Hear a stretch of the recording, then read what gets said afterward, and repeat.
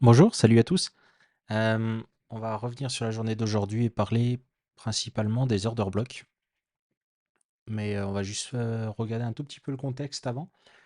Sur le Nasdaq, on pouvait voir donc cette FVG Daily.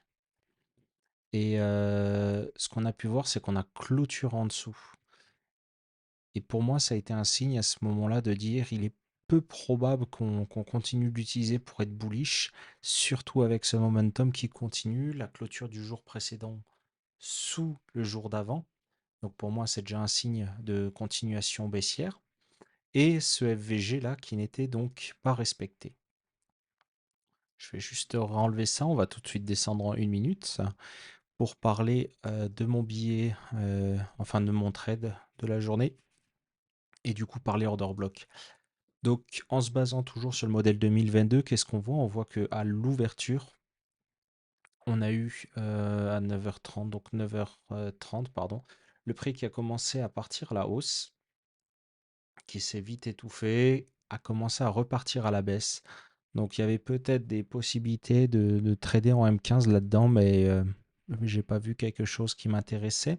Ce qui était très intéressant, c'est on avait juste ici des relative equal low et on passait au-dessus de 8h30, on est au-dessus de minuit, donc ça restait des belles conditions pour aller chercher des ventes. Rien ne s'est vraiment passé, j'ai pas pris de trade là-dedans, ça m'intéressait pas.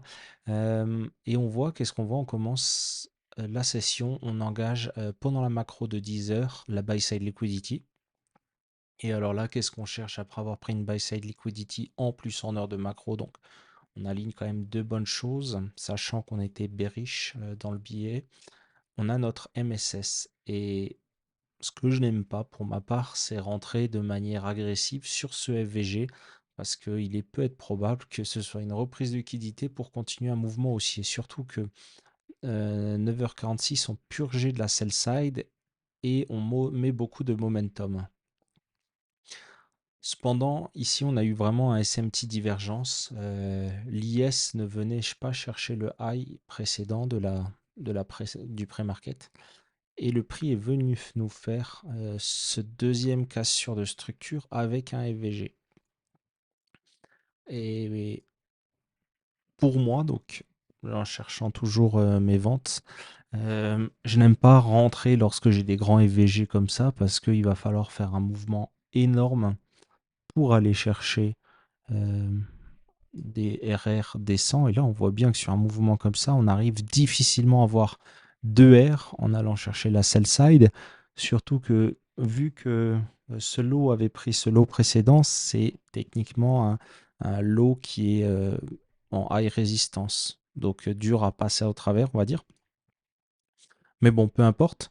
Euh, c'est là qu'on en arrive à l'order block. Et qu'est-ce qu'un order block?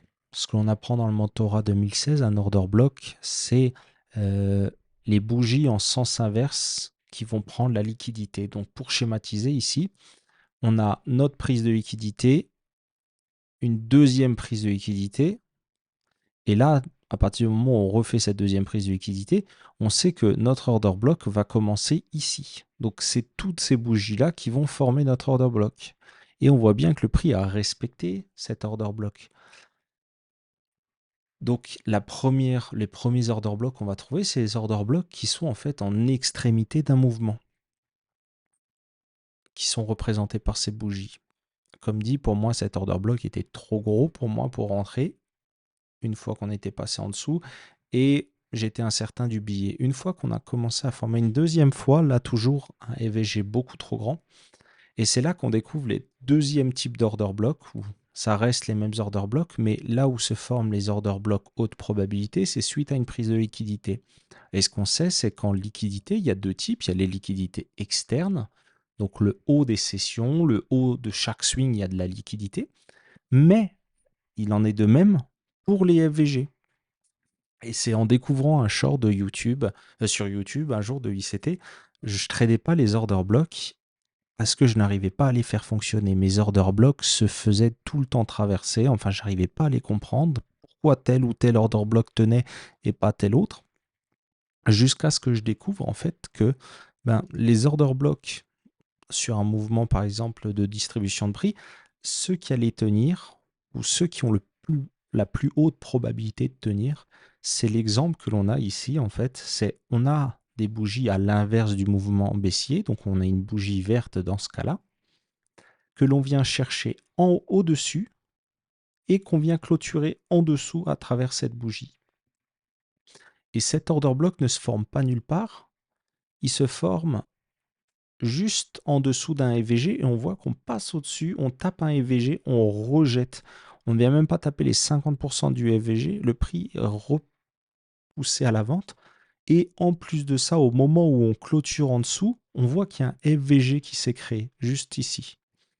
Donc ces order blocks-là, cet order block-là plus précisément, est un order block à haute probabilité parce qu'on passe au-dessus, on clôture en dessous et il est aligné à notre billet. Dans ce cas-là, ça m'a permis d'avoir un trade avec un stop loss beaucoup plus serré, du fait d'avoir eu un FVG, je me suis permis de réduire mon stop loss au-dessus euh, de la bougie qui forme le FVG. Et pour la même target, on voit qu'on arrive avec un RR de 3. Et en plus de ça, on a la confirmation, on a réattendu une confirmation que le mouvement repartait bien à la baisse et que ce n'était pas juste une accumulation. Là, on a pu voir qu'un FVG a été totalement respecté, rejeté, et ça, c'est un bon signe pour l'algorithme. Que l'algorithme est bien en train de pousser le prix et qu'il n'est pas en consolidation.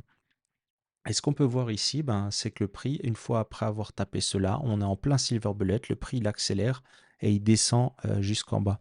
Donc il n'y a rien de magique dans les order blocks, il faut juste que les order blocks aient pris de la liquidité et rejettent cette liquidité. C'est ce qu'on a vu là, on est venu prendre la liquidité, on l'a rejetée, on clôture en dessous et au moment où on reteste cet order block, notre stop loss, notre trade se déploie dans le sens euh, souhaité. Donc voilà, en assemblant tous ces éléments, on arrive à créer des setups ou plutôt à trader des setups qui se mettent en place. Et c'est pour ça qu'il s'était dit en fait qu'il n'y a vraiment pas besoin de tout le temps vouloir prendre le, le point de reversal, mais parfois juste d'attendre des confirmations supplémentaires.